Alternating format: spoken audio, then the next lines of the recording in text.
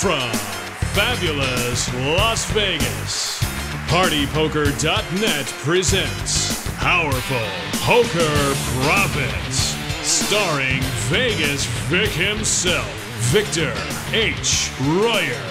And now, here's Vegas Vic. Hello and welcome to our show.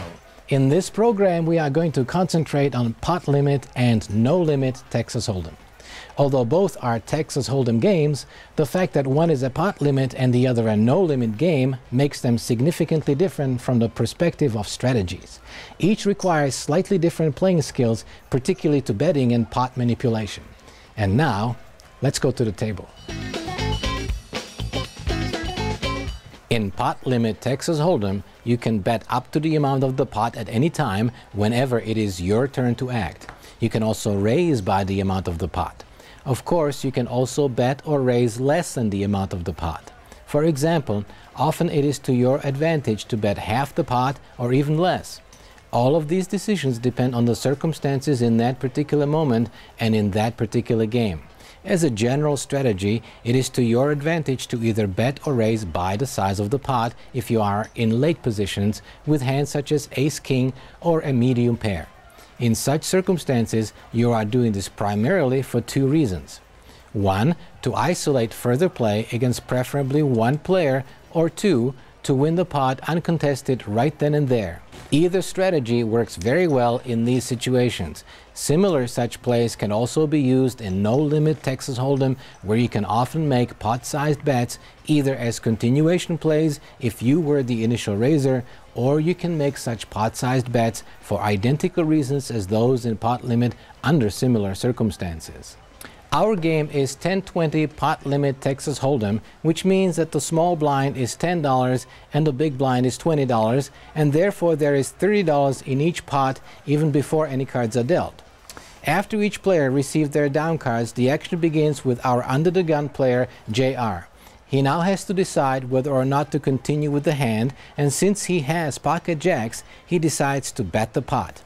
Strategically, he does that not only to increase the value of the pot for himself, but primarily because a hand such as his, in his position, can quickly become vulnerable to overcards as well as draws. Therefore, JR wants to bet as much as he can in order to hopefully isolate only one other player and thus give himself the best chance to win in case this hand continues to the flop. It is now Pam's turn to act, and she looks at her cards and discovers that she has pocket kings.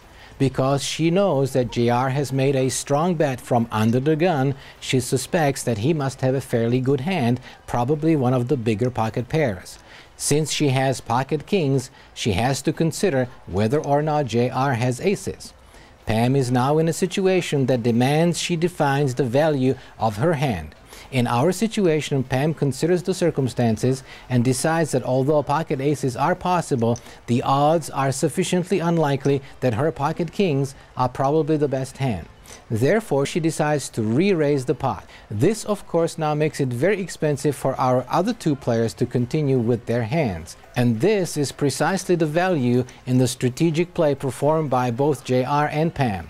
It is exactly this that so substantially differentiates pot limit and no limit Texas Hold'em from limit Texas Hold'em. As a result of Pam's re-raise, JR now has to re-examine the value of his hand. In our example, JR does not believe that Pam has what she is representing and therefore decides to call the extra $80. Therefore, we are now going to the flop. In our example, the flop came with unsuited rags, meaning that the texture of this flop is unlikely to have helped either of our players. Again, the value of the opening raise by JR and the subsequent re-raise by Pam are clearly evident. Had they not done so, a flop of this kind could have easily hit one of the two blinds, which potentially could spell disaster for both players and their big pocket pairs. Therefore, in addition to the isolation play, making a pot-sized bet in pot limit and no-limit hold'em games is also strategically designed to force lesser hands as well as drawing hands to fold prior to the flop and thereby preserve and protect the value of your hand, and in particular hands such as these which contain big pocket pairs. JR now makes a continuation bet of about half the size of the pot, and he bets $100. Although it is generally dangerous to bet into a re-raiser, it is important to remember that in our example, JR does not believe that Pam has the goods and therefore thinks that he can now find out by making a fairly strong bet on the flop.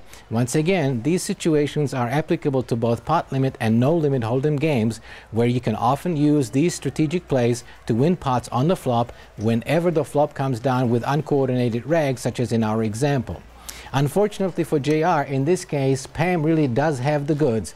She now has two choices. First, she can simply call and hope that she can trap JR for another bet on the turn, or second, she can try to win the pot right here and now and thus not give JR an opportunity to get lucky on the turn or the river. In our example, Pam recognizes the danger, and since there is now $310 in the pot, she decides to try to win the pot right then and there, and therefore makes a pot-sized raise, making it $410 to go. JR now has to decide whether his pocket jacks are worth the extra $310. He now has to call to see the turn card. He also has to consider the fact that Pam is unlikely to slow down, and therefore chances are fairly good that she will make another large bet on the turn. Consequently, JR now realizes that his pot odds and implied pot odds relative to his number of outs are not there, and therefore wisely decides to fold. The dealer now awards the pot to Pam and goes on with the game. In the example we have just shown, it was clear that JR only had two outs, the remaining two jacks, with which he could have possibly improved the value of his hand. Since he had no opportunity to improve to anything else, Pam's strong action made his decision to finally fold the correct one. For both pot limit and no limit hold'em games, the most important strategic advice to remember is that there is no shame in folding. Many players simply hate the prospect of potentially throwing away the winning hand, or a hand that would eventually become the winner. This fear of being bluffed, as well as the uncertainty of what poker players often call the what could have been regrets, are both what costs pot limit and no limit hold'em players the most money.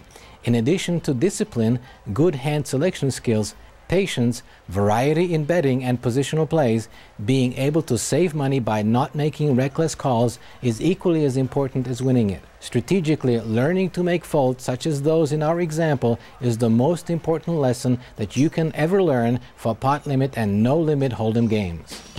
In pot limit hold'em, there is more strategizing, and the mathematics of pot odds, implied pot odds, and the potential for manipulating your opponents in the size of their bets, as well as the size of the pot, are very important.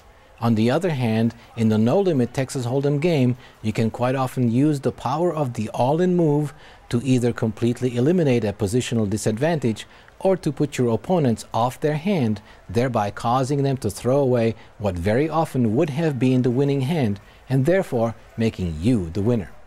Along with always remembering the importance of position, all of these are critical skills in taking your game to the next level of expertise. For now, and until next time, remember to play smart and play to win. I'm Victor H. Royer, and this has been a presentation of PartyPoker.net. Bye.